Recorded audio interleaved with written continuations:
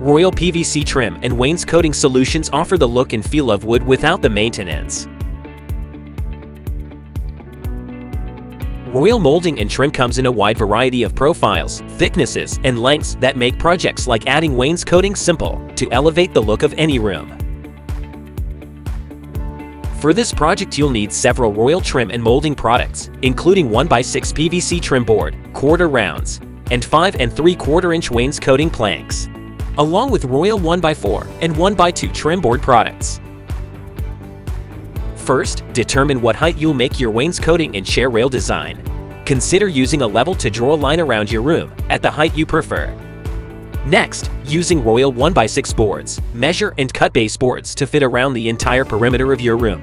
Use butt joints in the corners and secure with 8D finish nails about every 16 inches, and then countersink when done.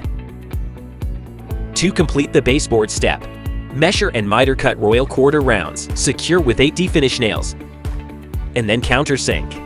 Notice that Royal wainscoting planks use an interlocking tongue and groove design to help ensure a uniform and consistent bead pattern.